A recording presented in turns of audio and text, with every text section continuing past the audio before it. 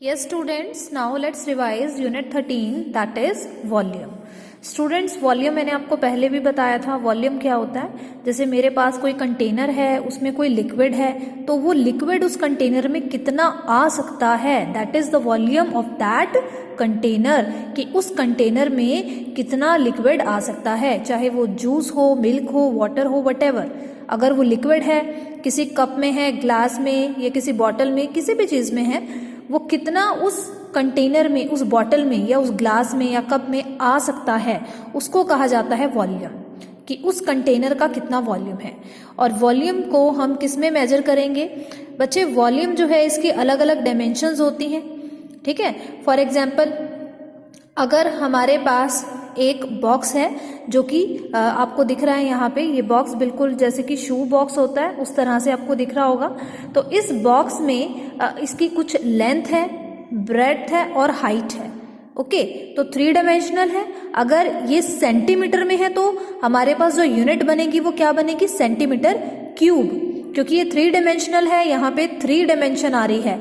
एक आ रही है length, second is breadth and third is height. तो 3 है हमारे पास डायमेंशन, तो इसलिए इसकी जो यूनिट बनेगी बच्चे वो क्या बनेगी? Centimetre cube. अगर कोई ऑब्जेक्ट मीटर में गिवन है तो metre cube. Right.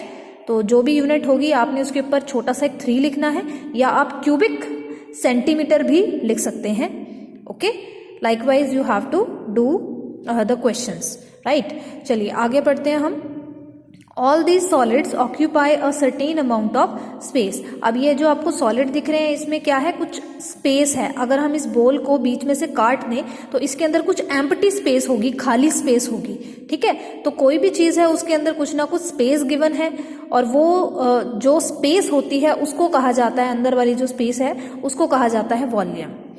The measure of space a solid occupies is called the volume of the solid. यानी कि जो मेजर, यानी कि जो स्पेस है, कितनी स्पेस है उसका मेजर. ठीक है. यानी कि उस स्पेस को मापना, मेजर करना, उस सॉलिड ने जो ऑक्यूपाई की है स्पेस उसको मेजर करना, that is called volume. I think this much is clear to you. Now see this last one. Empty और full objects of same size and shape have the same volume. अगर कोई object जो है वो same shape की है, उसका size भी सेम है. ठीक है. अब वो ऑब्जेक्ट या तो खाली होगी या फिर फुल भरी हुई होगी, लेकिन अगर उसका शेप और साइज सेम है तो जो उसका वॉल्यूम होगा वो क्या होगा? सेम होगा. ठीक है. हमें इससे कोई फर्क नहीं पड़ता कि वो ऑब्जेक्ट खाली है या वो फिल्ड है, लेकिन इतना हमें पता है कि उसका जो शेप और साइज क्या है? सेम है. दैट मीन्स कि उसका वॉल्यूम भी सेम होगा. उसके अंदर जो स्पेस है वो तो सेम ही है ना, तो हमें स्पेस को ही तो मेजर करना है, इसी को कहा जाता है वॉल्यूम. तो इससे हमें कोई फर्क नहीं पड़ता कि ऑब्जेक्ट अंदर से खाली है या भरा हुआ है. ठीक है. लेकिन अगर उसका शेप जो है और जो साइज है वो सेम है, that means they have the same volume. उसके अंदर जो स्पेस होगी वो क्या होगी? बिल्कुल इक्वल होगी दोनों ऑब्जेक्ट की, तो इसीलिए उनका जो वॉल्यूम होगा वो सेम होगा. Okay. Now see the worksheet 1. Which of the following has more volume? More means ज्यादा. तो किस ऑब्जेक्ट का जो है वो ज्यादा वॉल्यूम है? ऑब्वियसली जो ऑब्जेक्ट बड़ी होगी तो उसका वॉल्यूम बड़ा होगा, ज्यादा होगा. अगर कोई ऑब्जेक्ट छोटी है तो उसका वॉल्यूम भी क्या होगा? छोटा होगा, यानी कि कम होगा. तो यहाँ पे लिखा है क्रिकेट बॉल और टेबल टेनिस बॉल. तो आपको पता है क्रिकेट बॉल तो छोटी सी होती है. ठीक है. लेकिन जो टेबल टेनिस बॉल होती है वो तो उससे भी ज्यादा छोटी होती है, बिल्कुल छोटी सी बॉल होती है. ठीक है. व्हाइट से कलर की. तो यहाँ पे वॉल्यूम मोर पूछा है, ज्यादा पूछा है वॉल्यूम, तो ऑब्वियसली क्रिकेट बॉल का जो वॉल्यूम है वो ज्यादा होगा, क्योंकि वो बॉल क्या होती है? As compare to table tennis बड़ी होती है. Okay. Now see the B part. Lemon और वाटरमेलन. तो लेमन और वाटरमेलन में देखिए कितना डिफरेंस है. लेमन कितना छोटा होता है और वाटरमेलन बहुत बड़ा होता है. दैट मीन्स कि वाटरमेलन का जो वॉल्यूम होगा वो ज्यादा होगा. ठीक है. लाइकवाइज आपका सी पार्ट होगा.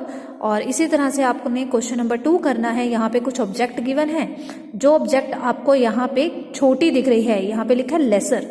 ठीक है. जो ऑब्जेक्ट यहाँ पे छोटी आपको दिख रही है, आपने उसके तरफ आपने टिक करना है. ठीक है.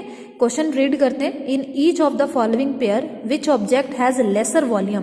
किस ऑब्जेक्ट का वॉल्यूम लेस है? लेस मीन्स कम. जो ऑब्जेक्ट आपको छोटी दिख रही है आपने उसको टिक करना है, उसका वॉल्यूम क्या होगा? कम होगा. राइट। और ये ट्रू फॉल्स है बच्चे, ट्रू फॉल्स आप अपनी तरफ से ट्राई कीजिए, कॉन्सेप्ट आपको क्लियर है, ठीक है। Now move on to the next worksheet 2। Find the volume of the following solids in terms of the unit of volume cube. बच्चे यहाँ पे आपको ये गिवन है क्यूब, क्यूब आपको पता है जिसकी लेंथ ब्रेड्थ और हाइट क्या हो, सेम हो। अब यहाँ पे कुछ क्यूब्स को आपस में जोड़ दिया, कितने क्यूब्स को जोड़ा है, 2 क्यूब्स को जोड़ा है, तो जिसका वॉल्यूम बनेगा वो क्या बनेगा, 2 क्यूब। यहाँ पर भी हम काउंट करते हैं कितने क्यूब हैं, 1 2 3 4 5 6, तो इसका वॉल्यूम क्या होगा, 6 क्यूब्स। नाउ इसको काउंट करते हैं 1 2 3 4 5 6 7 8 9 ये है और 9 ही इसके पीछे भी हैं, ये दिख रहे हैं आपको 1 2 3, और इधर से भी हम पूरा इसको काउंट करेंगे, ठीक है। तो ये आपका टोटल 18 बनेगा। 9 आपके फ्रंट में दिख रहे हैं और 9 आपके बैक में है, ठीक है ना। इसके बिल्कुल बैक में इतने ही बन रहे हैं क्योंकि साइड से साइड मिली हुई है, डैट मीन्स की इक्वल क्यूब्स, यहाँ पे इक्वल नंबर ऑफ क्यूब्स हैं, तो 18 क्यूब्स होंगे। इस तरह से बच्चे आपने ये डी पार्ट में भी काउंट करना है और यहाँ पे 45 क्यूब्स बनते हैं, राइट। तो आई थिंक आपको यहाँ तक क्लियर है। Now move on to the worksheet 3।